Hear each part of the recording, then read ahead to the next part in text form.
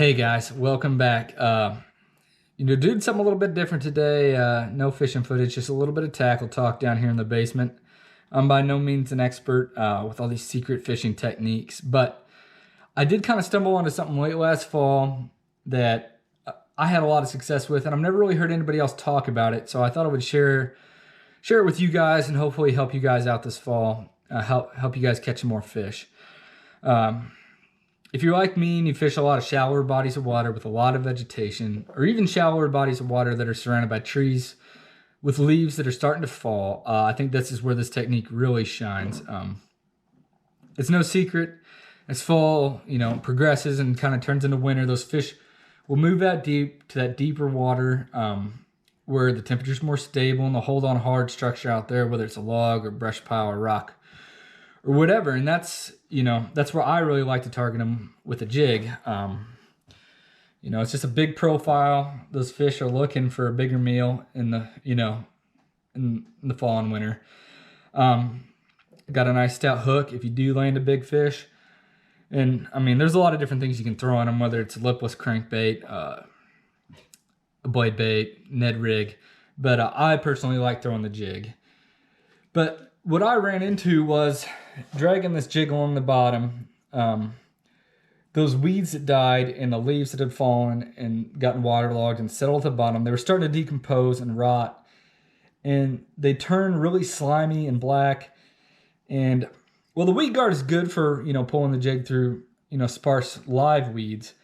I found that as I dragged that jig along the bottom, a lot of that stuff would get stuck on the weed guard here.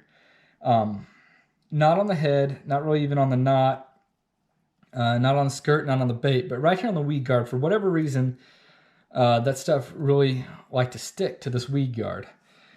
And I set out to kind of find a solution to that. And I came up with this here. And, it's pretty simple. You just kind of start out with, Superline EWG, and this is a 1/4 ounce weight. The weight size matters. You want to stay as light as you can so you can stay, maintain bottom contact, but stay on top of a lot of that stuff that's really soft and the dying vegetation or the dead vegetation. You want to stay on top of it as best you can, but maintain good bottom contact. And then, you could just throw, sorry about that. You could just throw soft plastic on here and you basically have a Texas rig. But again, the reason I like throwing a jig is that bigger profile.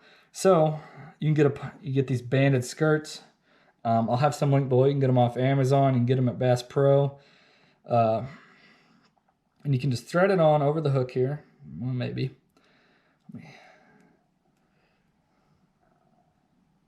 Of course, now I'm doing it on camera. It's hard for some reason, but here we go.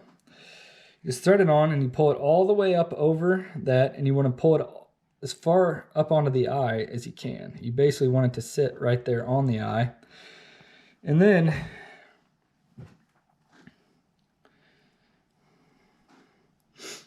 you just thread on your soft plastic. You want to pull it on up over that hook offset. So pull it on as far back as you can. And if that, even if you have to pull this up onto your line a little bit, that's okay.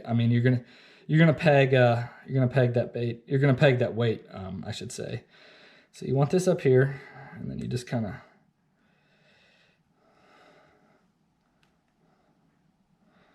you Texas rig it, skin pose it. You guys know the drill. Here's the end result. I basically set out trying to create a weedless jig, and what I ended up creating was basically a punching rig. That's trying to accomplish the opposite of a normal punching setup. Instead of trying to punch through that vegetation, you got a little lightweight that's just trying to maintain bottom contact and sit on top of a lot of that dying stuff there on the bottom and just kind of crawl this thing along or hop it or however you want to fish, like a jig. You still have the big profile of a jig, but you don't end up with the mess on the weed guard that you had before. And that's basically my secret late fall fishing bait right there. Let me know what you think in the comments below. I appreciate you guys watching. If you like this video, you want to see more, you want to see me try this out here in a few weeks when you know, the water temps cool down and we get into that late fall bite, you know, be sure to subscribe below. But that's all I got for this one. Until next time, good luck, stay safe, and cheers.